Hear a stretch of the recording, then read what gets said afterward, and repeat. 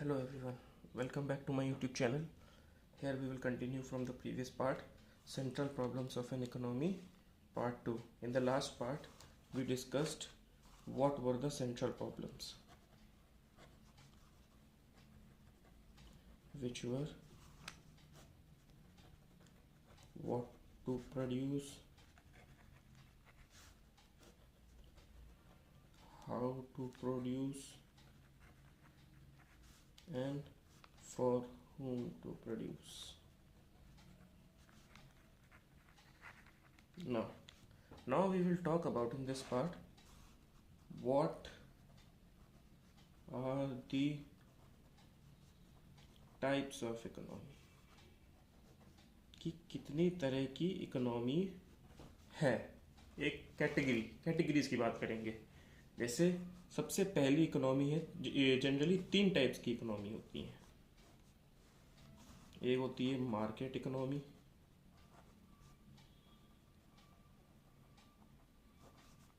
दूसरी है centrally planned economy,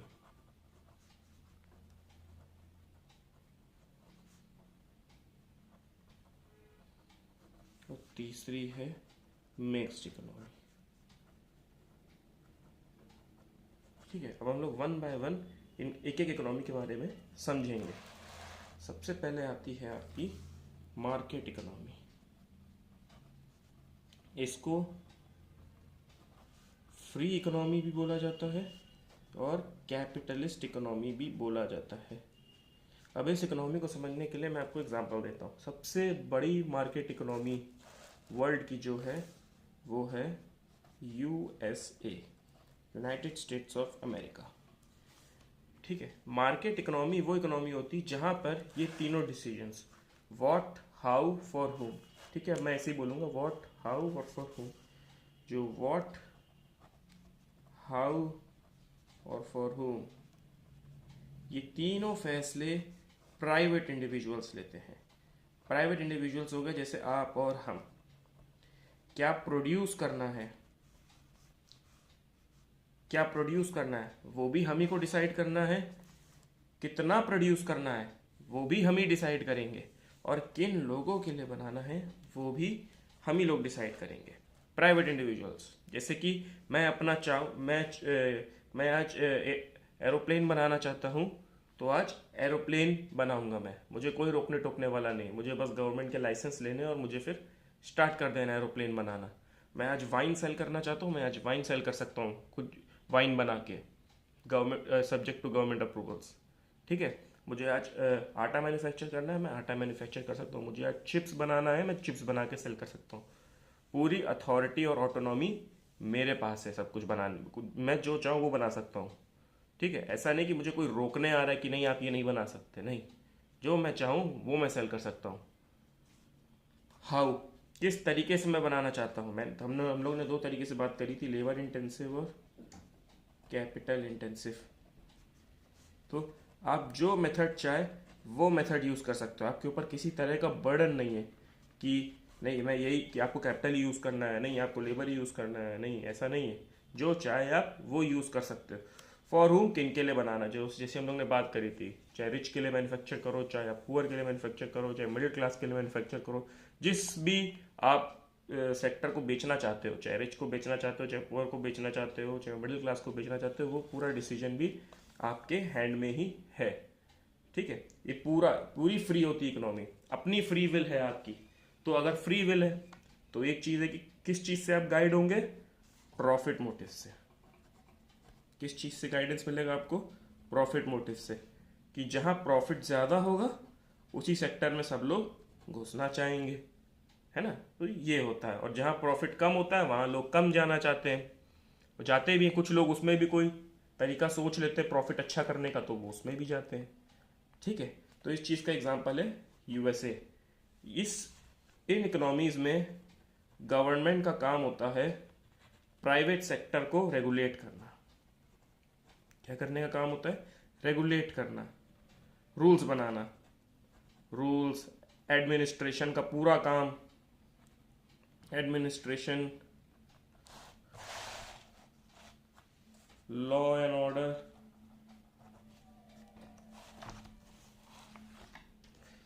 law and order, ये सारा काम प्राइवेट सेक्टर क्या कहते हैं गवर्नमेंट के हैंड में होता है।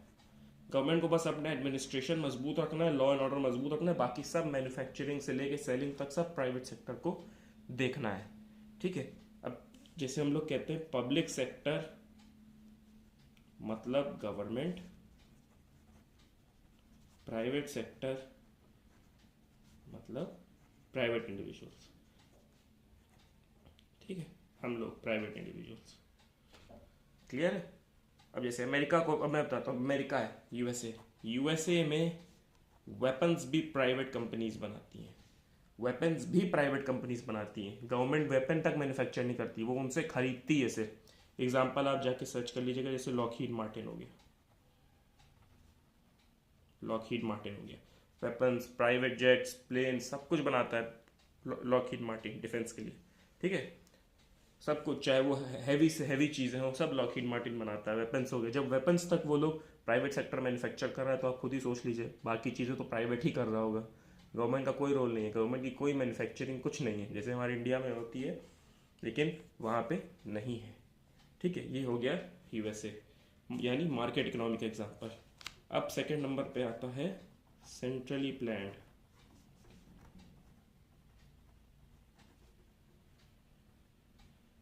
सेंट्रली प्लान्ड इकोनॉमी में होता है एवरीथिंग अंडर गवर्नमेंट कंट्रोल,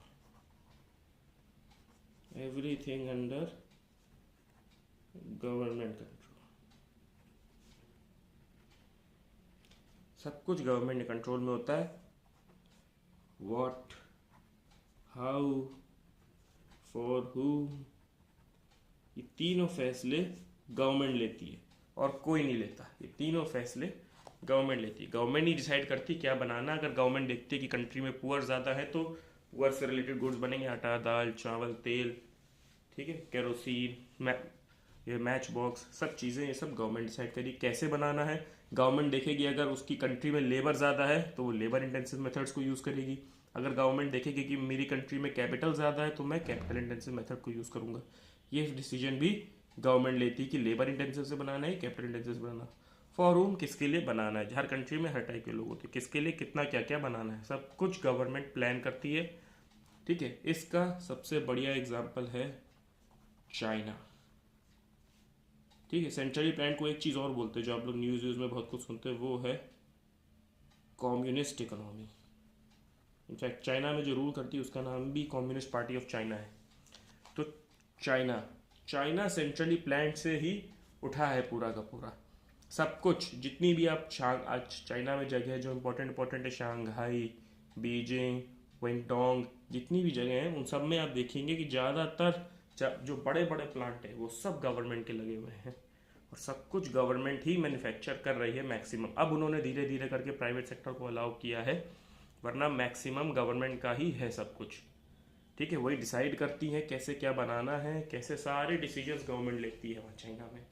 पूरा गवर्नमेंट का इंटरफेरेंस है, लॉ एंड ऑर्डर तो सब गवर्नमेंट का रहता ही है, मैन्युफैक्चरिंग से लेके किसके लिए बनाना है, कैसे क्या, वो सब चीज़ें भी गवर्नमेंट ही देखती है। ठीक है, गवर्नमेंट, अब देखिए, अब मान लीजिए गवर्नमेंट यहाँ बना रही है, गवर्नमेंट यहाँ आटा पीस रही है, आटा पीसने में अगर उसको लॉस भी हो रहा है तब भी चलता है। क्यों? क्योंकि वो पुअर पीपल के लिए है। ठीक है, इसमें मोटिव होता है प्रॉफिट, कंप्लीट प्रॉफिट मोटिव होता है मार्केट इकोनॉमी में। लेकिन सेंट्रली प्लान्ड इकोनॉमी में क्या मोटिव होता है? Social welfare. एक ही मोटिव है, सोशल वेलफेयर। ठीक है, इसका सबसे बड़ा एग्जांपल है चाइना, और एक एग्जांपल और आप ले सकते हो, वो है नॉर्थ कोरिया। ठीक है, फर्क कितना है? चाइना इस टाइप के सिस्टम का डेवलप्ड एग्जांपल है कि ये वाली इकोनॉमी काम करती है, ये वाली इकोनॉमी तरक्की दिखाती है, उसका सबसे जीता जाता एग्जांपल चाइना है। और मार्केट इकोनॉमी का सबसे बड़ा एग्जांपल यूएसए है कि मार्केट इकोनॉमी ने तरक्की दिखाई है। ठीक है, अब तीसरा आता है मिक्स्ड इकोनॉमी। नाम से ही आपको समझ आ रहा होगा कि ये सेंट्रली प्लान्ड और मार्केट इकोनॉमी इन दोनों को मिक्स करके है। ये इसका एग्जांपल है India, example India. Market forces भी काम करते हैं, मार्केट इकोनॉमी के क्या है, market forces of demand and supply भी काम करते हैं अपना, कि जो आप बनाना चाहे बना भी सकते हो, और सेंट्रली प्लान्ड भी ये होती है। सेंट्रली प्लान्ड मतलब गवर्नमेंट का भी होता है काम। अब जैसे अब ये हो गया जो हैवी इंडस्ट्री, जैसे इलेक्ट्रिसिटी हो गया, इलेक्ट्रिसिटी और रेलवेज ना, एयरफेयर, एयरवेज अप टू 1991, 1991 तक एयरवेज भी गवर्नमेंट का ही था। 1991 के बाद गवर्नमेंट ने एयरवेज में प्राइवेट लोग को अलाउ किया था। रेलवेज तो आज भी पूरा का पूरा गवर्नमेंट का है। इलेक्ट्रिसिटी भी अब जाके कुछ थोड़ा थोड़ा प्राइवेट का है, कि रिलायंस अडानी है, वरना वो भी पूरा गवर्नमेंट का ही है मेनली, है ना। तो क्या है, जो हैवी चीज़ें हैं, हैवी इंफ्रास्ट्रक्चर की चीज़ें हैं, जैसे एयरप्लेन मैन्युफैक्चरिंग, आज इंडिया में एयरप्लेन मैन्युफैक्चरिंग बस एक ही कंपनी करती है, वो है HAL। लोग कंफ्यूजन हो जाता है कि इंडिगो एयरप्लेन भी बनाता है, और इंडिगो सिर्फ एयरप्लेन उड़ाता है, बनाता नहीं है, बनाता सिर्फ HAL है, हिंदुस्तान एरोनॉटिक्स लिमिटेड, है ना। तो ऐसी बहुत कंपनी, अब कितनी बैंक्स गवर्नमेंट की, यूनियन बैंक है ना, यूनियन बैंक हो गया, स्टेट बैंक ऑफ इंडिया हो गया, तो कितनी सारी बैंक्स है, पंजाब नेशनल बैंक, सब गवर्नमेंट की हैं। तो गवर्नमेंट भी पूरी तरीके से सब कुछ करता है, और प्राइवेट सेक्टर भी पूरी तरीके से सब कुछ करता है, लेकिन कुछ कुछ सेक्टर बस ऐसे होते हैं जहां गवर्नमेंट का कंप्लीट कंट्रोल रहता है, ताकि लोगों को सस्ते में वो सर्विस मिल सके। जैसे रेलवेज, आज रेलवेज अगर प्राइवेट सेक्टर के हैंड में चला जाएगा पूरा, तो रेलवे की टिकट्स महंगी हो जाएंगी।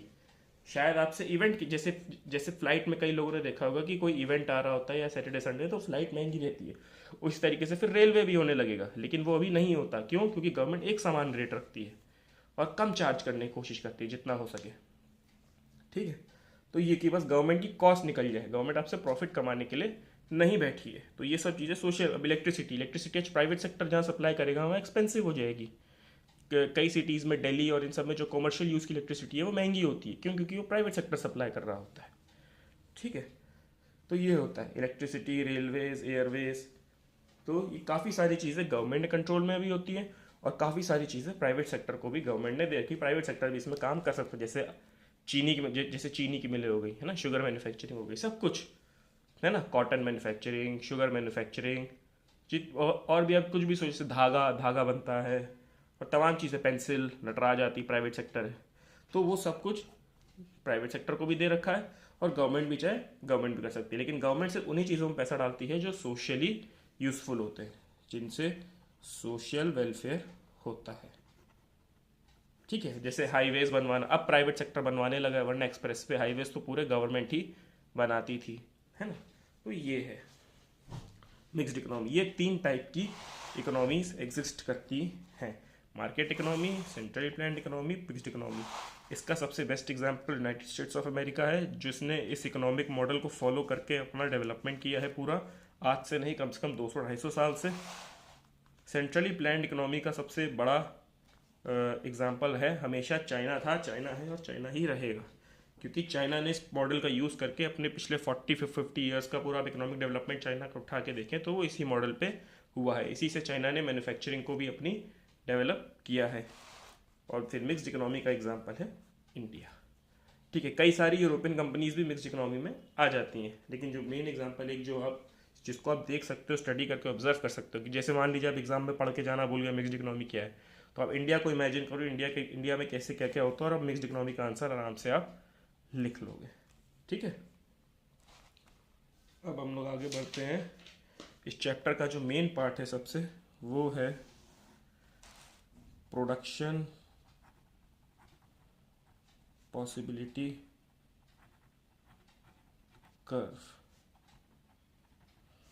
क्या होता है प्रोडक्शन पॉसिबिलिटी कर्व? इसके कई नाम है, वो हम लोग आगे चल के समझेंगे।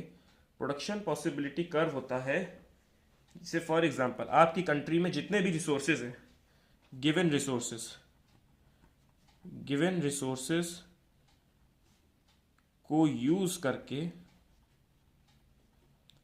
आपकी इकोनॉमी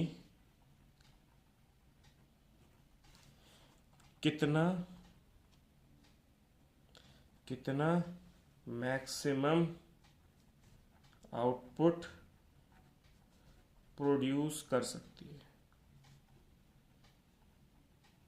ये होता है प्रोडक्शन पॉसिबिलिटी कर्व। आगे देखेंगे, ग्राफ पूरा बना के देखेंगे कि गिवन रिसोर्सेज को यूज करके आपके पास जो भी रिसोर्सेज है, चाहे लैंड, लेबर, कैपिटल, एंटरप्रेन्योर, जो भी रिसोर्सेज है, रॉ मटेरियल सब आ गया, सब मिला के आपकी जो कंट्री बोल लीजिए या इकोनॉमी बोल लीजिए, कितना मैक्सिमम आउटपुट इस्तेमाल कर सकती है, जिसमें सारे रिसोर्सेज यूज अप हो जाएंगे। आपका लैंड, लेबर, कैपिटल सब कुछ इस्तेमाल हो जाएगा, सब सारे लगेंगे। मान लीजिए आपके 10 लेबर है आपकी कंट्री में, तो 10 की 10 लगी हुई है, तो 10 की 10 मिल के कितना आउटपुट दे लेगी, वो बनाता है प्रोडक्शन, बताता है प्रोडक्शन पॉसिबिलिटी कर्व। ठीक है, ये होता है, इसीलिए इसको प्रोडक्शन बाउंड्री भी बोला जाता है। बाकी एक फॉर्मल डेफिनेशंस जो आपकी बुक आपके स्कूल ने बता रखी होगी, वो आप उससे डेफिनेशन रीड कर लीजिएगा, वही एग्जाम में लिख दीजिएगा। लेकिन जो इसका मीनिंग है वो मेरा समझाना आपको काम है। वो है कि रिसोर्सेज को यूज करके मैक्सिमम से मैक्सिमम कितना आउटपुट प्रोड्यूस किया जा सकता है। जितने भी गुड्स बनाती हो आपकी कंट्री, 10, 20 जितने भी गुड्स बनाती हो, है ना। जब हम लोग आगे एग्जाम्पल, जब आगे हम लोग एग्जाम्पल लेंगे तो उसमें हम लोग 2 गुड्स लेंगे, 2 गुड्स का एग्जाम्पल लेंगे कि आपकी इकोनॉमी 2 गुड्स मैन्युफैक्चर करती है। An economy manufactures only 2 goods. ठीक है, सिर्फ 2 गुड्स को मैन्युफैक्चर कर रही है आपकी इकोनॉमी। हम ऐसे एग्जाम्पल लेके चलेंगे। ठीक है, और सारे रिसोर्सेज, जितने भी रिसोर्सेज हैं, वो यही 2 गुड्स को बनाते हैं। तो वो 2 गुड्स हम कौन कौन से लेंगे? वीट और क्लोथ। वीट की हम लोग मेजरिंग करेंगे इन टन, 1 टन में 1000 किलो होता है। क्लोथ की मैन्युफैक्चर देखेंगे इन 1000 मीटर्स, कि 1000 मीटर कपड़े के हिसाब से। ठीक है, कि पूरी इकोनॉमी में जितने भी रिसोर्सेज हैं वो सब सिर्फ ये 2 प्रोडक्ट मैन्युफैक्चर करेंगे। ठीक है, अब देखिए प्रोडक्शन पॉसिबिलिटी कर्व को सही से, ये देखिए। अब देखिए कॉम्बिनेशन ABCDE, ये 5 कॉम्बिनेशन है। कॉम्बिनेशन ए में क्या है, और ये जितने भी कॉम्बिनेशन है, कॉम्बिनेशन ए को बनाने में हमारे सारे रिसोर्सेज यूज हो रहे हैं, कॉम्बिनेशन बी को बनाने में भी हमारे सारे रिसोर्सेज यूज हो रहे हैं, कॉम्बिनेशन CDE, हर एक कॉम्बिनेशन को बनाने के लिए सारे रिसोर्सेज यूज हो रहे हैं। ठीक है, आपको इन कॉम्बिनेशंस में चूज करना होता है कि आप कौन सा बनाओगे। या तो ए बन पाएगा कॉम्बिनेशन, या फिर बी बन पाएगा, या फिर सी बन पाएगा। देखिए कॉम्बिनेशन ए बन रहा है, मान लीजिए आपके पास आपकी कंट्री में सिर्फ 10 लेबर और 10 मशीन है। ठीक है, अब 10 लेबर 10 मशीन मिलके 100 टन वीट बना रही है, क्लोथ नहीं बना पा रही है, क्योंकि सारा लेबर और मशीन वीट में लगा हुआ है बनाने में। ठीक है, ये एक एग्जाम्पल लेके चल रहे हैं, ये रियल लाइफ नहीं होता है, लेकिन प्रोडक्शन पॉसिबिलिटी कर्व को समझने के लिए आपको ये एग्जाम्पल से समझना पड़ेगा। ठीक है, कॉम्बिनेशन बी क्या कहता है कि अगर 10 लेबर और 10 मशीन लगेगी तो वो 90 टन वीट और 1000 मीटर, देखिए मैंने लिख रखा है 1000 मीटर इन टन, 1000 मीटर कपड़ा, 1000 मीटर कपड़ा बना लेगी। यानी कुछ रिसोर्सेज मैंने वीट से निकाल के क्लोथ में डाले, क्लोथ की मैन्युफैक्चरिंग में, कि एक तरफ वीट का प्लांट है और एक तरफ क्लोथ का प्लांट है। वीट का प्लांट, वीट फैक्ट्री है और क्लोथ फैक्ट्री है। मैंने वीट फैक्ट्री से कुछ लेबर और मशीन हटा के निकाल के क्लोथ फैक्ट्री में डाले हैं, तभी तो देखिए वीट का प्रोडक्शन कम हो गया 10 टन से, और क्लोथ का प्रोडक्शन बढ़ गया 1000 मीटर से। क्योंकि रिसोर्सेज इसमें क्या, एक चीज हमेशा याद रखिएगा, रिसोर्सेज आर फुल्ली यूटिलाइज्ड। ठीक है, रिसोर्सेज आर फुल्ली यूटिलाइज्ड। ठीक है, अब कॉम्बिनेशन सी पे आइए। कॉम्बिनेशन सी में क्या हुआ है, मेरा वीट का प्रोडक्शन 70 टन ही है, लेकिन उसके बदले में मेरा क्लोथ 1000 मीटर से बढ़ गया, और यानी 2000 मीटर अब क्लोथ बन रहा है और 70 टन ही वीट बन रहा है ना। तो वही चीज है, अब यहां से और लेबर निकाल के मैंने वीट फैक्ट्री से निकाल के क्लोथ फैक्ट्री में डाले हैं। क्लियर है। सिमिलरली देखिए इसमें ये 70 से 40 हो गया, ये 1000 मीटर और बढ़ गया। अब आप इसमें एक चीज नोटिस करिएगा, देखिए 100 से 90 हुआ पहले, फिर 90 से 70 हुआ, फिर 70 से 40 हुआ, फिर 0 हुआ। क्लोथ एक एक मीटर ही बढ़ा, क्या कहते हैं, 1,000 मीटर ही बढ़ा है। तो वो तो आपको दिख ही रहा है नॉर्मल नेकेड आई से। अब इसमें देखिए, पहले -10, 10 टन से वीट का प्रोडक्शन गिरा, फिर 20 टन से वीट का प्रोडक्शन गिरा, फिर 30 टन से प्रोडक्शन का वीट गिरा, और फिर 40 टन से गिर गया। ऐसा क्यों हुआ कि क्लोथ तो 1,000 मीटर ही बढ़ा, लेकिन वीट का प्रोडक्शन ज़्यादा ज़्यादा कम होता जा रहा है। पहले 10 से कम हो गया, फिर 20 से कम हो गया, फिर 30 से कम हो गया, फिर 40 से कम हो गया। ऐसा क्यों हुआ? क्योंकि रिसोर्सेज जो हैं, resources are not equally efficient in production of both the commodities. इस लाइन का अर्थ क्या है समझिए, बहुत इंपॉर्टेंट लाइन है ये, कि जो एग्जाम्पल के तौर पे कि जो लेबर है, मैं वीट बनाने में एक्सपर्ट हूँ, मैं वीट का एक्सपर्ट हूँ। मैं एक बार को मान लीजिए वीट उगता नहीं है, बनाया जाता है, एग्जाम्पल के तौर पे मान लीजिए वीट का एक्सपर्ट हूँ मैं वीट प्लांट में वीट की मशीनें चला लेता हूँ, सब कुछ अच्छे से कर लेता हूँ। लेकिन मैं अगर इसमें एक्सपर्ट हूँ, तो क्या मैं क्लोथ मैन्युफैक्चरिंग में भी उतना ही एक्सपर्ट होऊंगा? नहीं हो सकता ना ऐसा। मैं वीट बनाने में एक्सपर्ट हूँ, लेकिन मैं क्लॉथ बनाने में एक्सपर्ट नहीं हूँ। ये ना आप लोग, तो यही चीज़ है। इसीलिए जब वीट्स पे काम कर रहा हूँ तो मैं अच्छा आउटपुट दे रहा हूँ, लेकिन जब मुझे हटा के क्लॉथ में डाला जा रहा है तो मेरा प्रोडक्टिविटी वैसा नहीं आ रहा है। इसीलिए मैं क्लॉथ सिर्फ एक ही से बढ़ पा रहा है, क्लॉथ सिर्फ 1,000 मीटर से बढ़ पा रहा है, लेकिन जब ये लेबर प्लांट से निकल जा रही है तो वीट के प्रोडक्शन को भारी नुकसान हो रहा है। हाँ कि ना, है ना। अब इसको एक नॉर्मल एग्जांपल से समझ लीजिए अब आप, कि जैसे, हाँ, अब जैसे एक है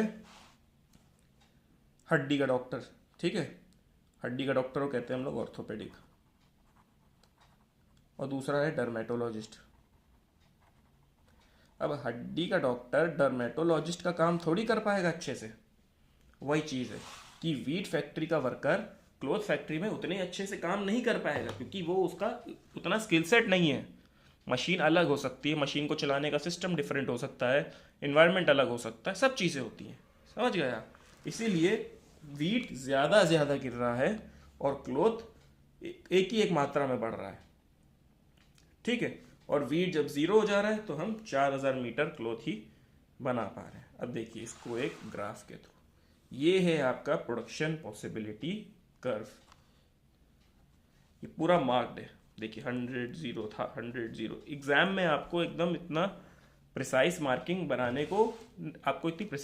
बनाने की ज़रूरत नहीं है। आप एक नॉर्मल पीपीसी ऐसे ड्रॉ करो, जैसे सिर्फ अगर मान लीजिए क्वेश्चन पूछा गया है what is PPC, for example आया 5 मार्क्स का, जितने मार्क्स का आया, तो आपको उसमें क्या करना होगा, पहले पीपीसी आपको एक्सप्लेन करना होगा। यहाँ आप डेफिनेशन लिखोगे, है ना, फिर इस तरीके से टेबल बनाओगे, टेबल बना के एक तरीके से पूरी स्केल से मार्किंग करके ग्राफ बना के आओगे आप, है ना। उसके बाद फिर ये वाला रीज़न भी लिखोगे, ये क्यों बढ़ रहा है। कोई आपके मार्क्स कट नहीं कर सकता उस सिचुएशन में, ठीक है। आपको अजम्पशन लेके लिखनी है, ठीक है, क्लियर है। अब देखिए पीपीसी के अंदर आप एक चीज देखिए, आप पीपीसी में जो बॉर्डर पे है, ये ABCDE, ये जो एक पूरा बॉर्डर आ रहा है, इसको ही पीपीसी बोलते हैं, प्रोडक्शन पॉसिबिलिटी कर्व, या फिर प्रोडक्शन बाउंड्री भी बोल लीजिए। एक चीज और बोली जाती है, वो है ट्रांसफॉर्मेशन कर्व। अलग अलग नाम है सब, इनसे क्वेश्चन आ जाते हैं, ठीक है। तो ये होता है। अब पीपीसी के अंदर ये जो मैं शेडिंग करके दिखा रहा हूं ना आपको, ये सारे, इनको बोलते हैं अटेनेबल आउटपुट। अटेनेबल मतलब ये आउटपुट आप बना सकते हो, ये प्रोडक्शन आप कर सकते हो। जैसे यहाँ देखिए, ये जो है, ये मैंने सर्कल किया है, ये देखिए इसमें कितना 70 टन वीट और 1 मीटर कपड़ा है।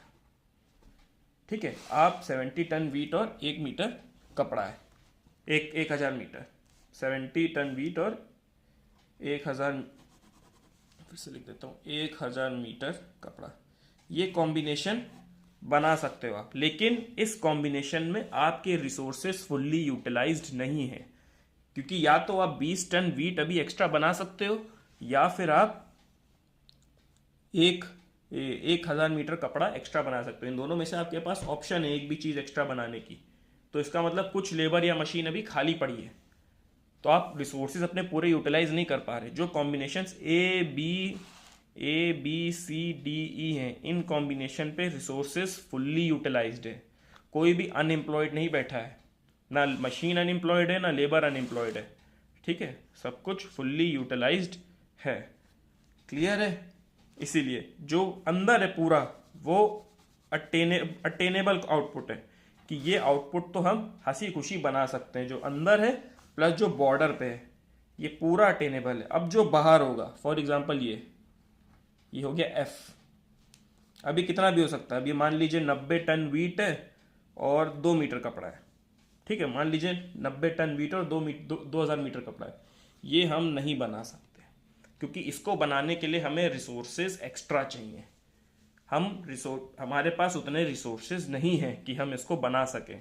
तो आपको क्या चीज़ ध्यान रखनी है, जो इस कर्व के अंदर है वो अटेनेबल है, उसको हम बना सकते हैं, लेकिन उसमें क्या है, हमारे रिसोर्सेज यूटिलाइज नहीं है, पूरे रिसोर्सेज काम नहीं कर रहे हमारे। मशीन या लेबर, इन दोनों में से कोई ना कोई खाली बैठा हुआ है। जो बाहर है वो क्या है, वो अनअटेनेबल है। मैं लिख देता हूं, अनअटेनेबल है। इसको हम बना ही नहीं सकते। क्यों? क्योंकि इसके लिए हमको और रिसोर्सेज चाहिए, तभी हम इसको बना सकते हैं। क्लियर है? ओके, तो इस वीडियो में हम लोग यहीं तक रखते हैं। अब जो हमारी नेक्स्ट वीडियो होगी उसमें हम लोग पीपीसी के वेरिएशंस के बारे में पढ़ेंगे, डिफरेंट वेरिएशंस ऑफ पीपीसी। ठीक है, पीपीसी के बारे में अच्छे से। अब जब हम पीपीसी के बारे में पढ़ेंगे तो उसमें मैं बस एक नॉर्मल ऐसे बना के आपको दिखा दूंगा। ठीक है, ये मैंने एकदम प्रॉपर बना के दिखाया है कि कैसे आपको एग्जाम में लिखना है। ये टेबल मैंने बनाई और इस टेबल को मैंने फिर ड्रॉ किया है, बस एक ग्राफ के फॉर्म में ड्रॉ किया है। सिंपल जो आप बनाते आ रहे क्लास 10 तक ग्राफ, बस वही है। वीट इन टन क्लॉथ लिखा है और ये देखिए मार्किंग है बस, और वो कर्व के रूप में एक आ रहा है। क्लियर है? अब जब आगे हम पढ़ेंगे तो मैं बस एक नॉर्मल ऐसे बनाऊंगा और उससे आपको समझाता चलूंगा, क्योंकि उसमें कई चीज़ें आपको समझानी रहेंगी। क्लियर है? Okay, thank you.